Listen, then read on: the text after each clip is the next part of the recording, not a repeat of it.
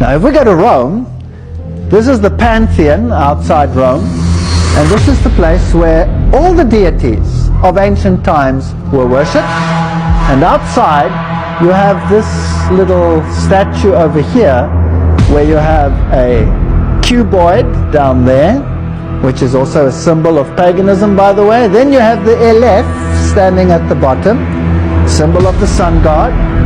Then you have the Stella, which is the symbol of the phallic symbol of Osiris, because when Isis put him back together again, this is one of the parts she had to reconstruct. And on top of that, you have the symbol of the cross. And we'll deal with that a little bit later. If you go into the Pantheon, you have interesting little things on the floor. You have squares.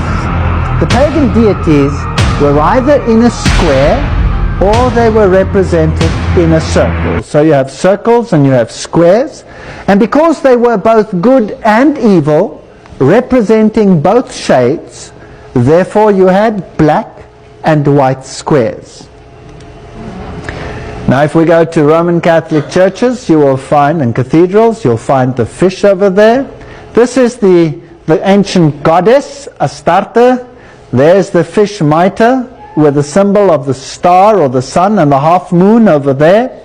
And then you have a whole plethora of pagan symbols in the hand, many of which are used today. This one is used by the medical world. That one up there is very interesting. Here's a fish, for example. This comes out of Hinduism as a symbol of the pagan deity. There was the god Osiris.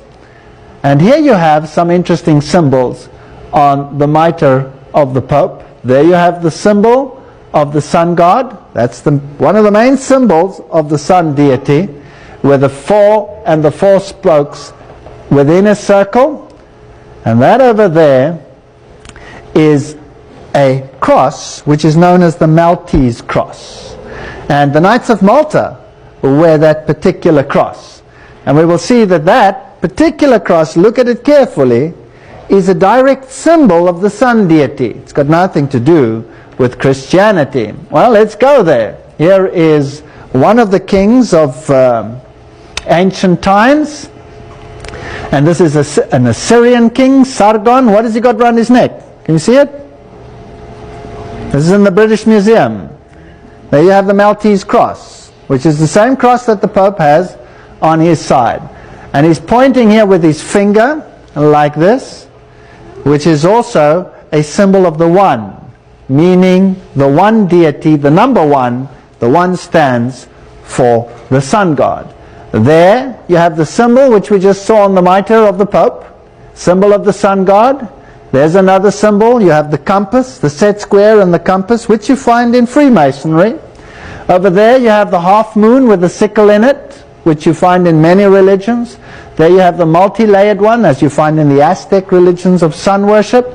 And there you have the triple mitre, the three aspects of the sun god. Those are some of the main symbols of sun worship as you find them in ancient times. Where do you think we'll find them most prominently today?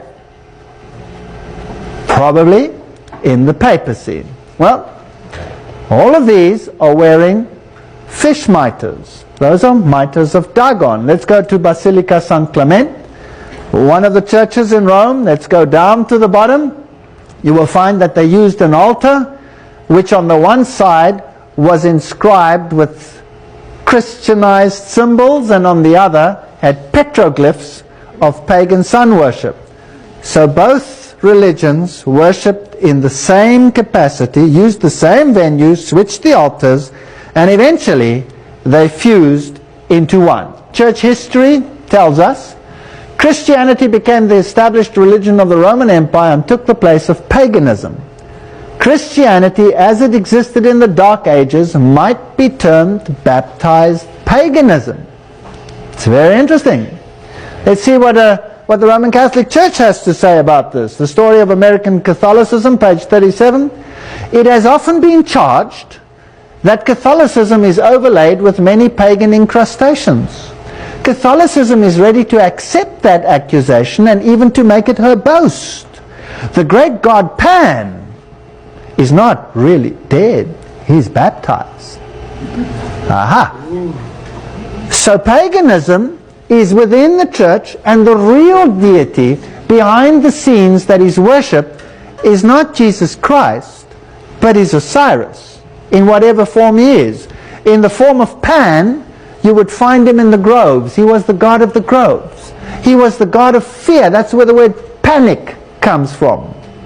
And this god Pan is the one that is worshipped either as a beautiful young man who wears and carries the sheep as the shepherd, or he is worshipped as the one with the goat's feet, depending which aspect you are looking at. Because whether you worship him in his positive sense or whether you worship him in his negative sense, it's the same deity.